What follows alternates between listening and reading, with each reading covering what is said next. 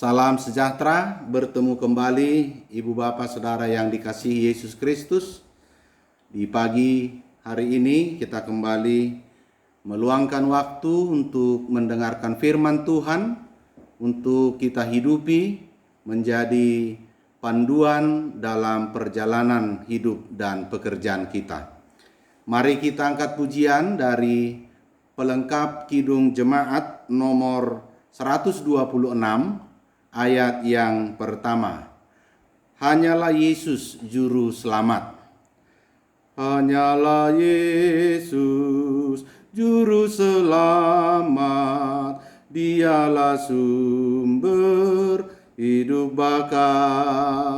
Layaklah Dia terima kuasa, puji dan hormat selamanya. Hanyalah Yesus juru selamat, aib dan dosa dihapusnya. Hanyalah Yesus juru selamat, hidup abadi diberikannya. Mari kita berdoa. Sedalam rasa syukur dan hormat kami kepadamu ya Tuhan Allah Bapa, atas waktu yang Tuhan perkenankan untuk kami jalani kehidupan hingga pada pagi hari ini. Kiranya rencana dan kehendak Tuhan selalu dapat kami nyatakan untuk melakukan apa yang Engkau kehendaki. Sejenak kami beribadah, kami memuji nama-Mu, seraya mendengarkan firman-Mu. Jadikan firman itu pelita dan penuntun perjalanan kehidupan kami. Terima kasih Tuhan, dengarkanlah doa permohonan kami. Dalam Yesus Kristus kami berdoa dan bersyukur. Amin. Bapak Ibu Saudara yang terkasih, firman Tuhan yang menjadi renungan bagi kita pada pagi hari ini tertulis dalam surat 1 Yohanes pasal yang kedua ayat 28. Demikian firman Tuhan. Maka sekarang anak-anakku, tinggallah di dalam Kristus, supaya apabila Ia menyatakan dirinya, kita beroleh keberanian, percaya, dan tidak usah malu terhadap Dia pada hari kedatangannya.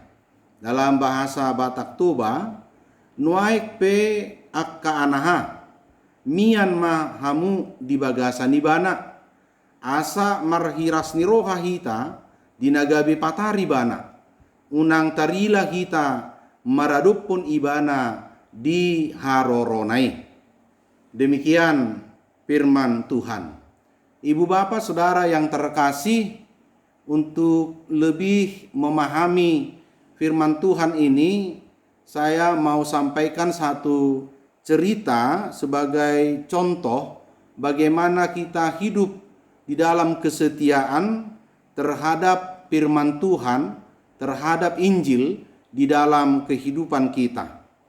Di sebuah negara di Afrika, ada 10 orang Kristen diantar oleh satu regu tentara menuju tempat mereka akan dieksekusi dengan tembakan karena iman mereka kepada Yesus.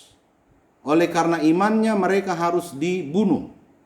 Dalam perjalanan, komandan regu sekali lagi memberikan kesempatan kepada 10 orang Kristen itu untuk menyangkal imannya agar mereka meninggalkan Yesus.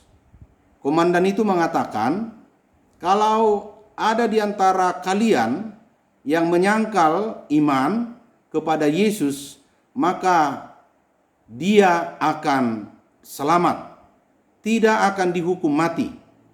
Ibu bapak saudara yang terkasih, 1 dari 10 orang tadi, dia menyangkal imannya kepada Yesus. Dan memang benar dia diselamatkan. Dia tidak ditembak, Tetapi ada sesuatu yang tiba-tiba terjadi, bahwa seorang tentara mengambil alih tempat dari satu orang yang sudah menyangkal imannya tadi.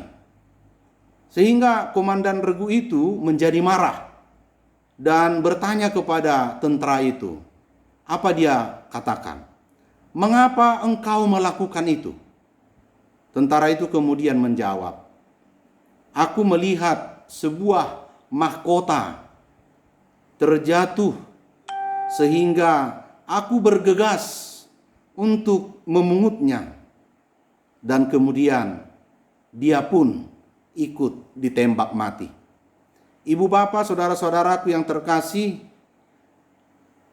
tentara ini jelas melihat dengan mata rohaninya betapa berharganya iman kepada Yesus melampaui segala penghargaan di dunia ini. Kita teringat akan firman Tuhan dalam Wahyu pasal 3 ayat 11, dikatakan, peganglah apa yang ada padamu, supaya tidak seorang pun mengambil mahkotamu. Sehingga untuk mahkota di sini kita juga diingatkan lewat satu kata istilah Stefanos yang bersifat kekal, bukan sekejap mata. Itulah yang dilihat oleh tentara yang menggantikan posisi tadi. Ibu bapak saudara yang terkasih, tentu ini yang menjadi pergumulan kita saat ini. Apakah kita melihat mahkota kehidupan yang telah Tuhan persiapkan bagi orang-orang percaya? Tentunya kita belajar dari seorang tentara tadi bahwa dia benar-benar memperjuangkan mahkota itu. Dia tidak mempermainkan mahkotanya. Dan akhirnya dia pun menjadi kesaksian bagi 9 orang yang ikut bersama dia dihukum mati. Ibu bapak saudara yang terkasih, lewat firman Tuhan hari ini, sebagaimana Rasul Yohanes menyampaikan perintah atau firman ini kepada orang-orang percaya. Yang pertama, dia mengatakan, anak-anakku. Kita langsung bisa memahami bagaimana komunikasi seorang bapa kepada anak di dalam pembicaraan. Tentu posisi ayah atau bapa memberikan petuah, memberikan nasihat, memberikan semacam tuntunan. Dan selanjutnya dia mengatakan apa yang menjadi pesan, tinggallah di dalam Kristus. Kata tinggal di dalam Kristus tadi dalam bahasa Batak Toba jelas dikatakan mian. Mian itu berarti tetap. Dia tidak bergerak, dia tidak bergeser dalam pemahaman, berpindah-pindah. Tentunya ini adalah menggambarkan keimanan atau semacam pengakuan, statement of faith, bagaimana dia mengaku iman percayanya tanpa pernah berubah-ubah. Dan memang itulah hakikatnya pengertian iman atau percaya.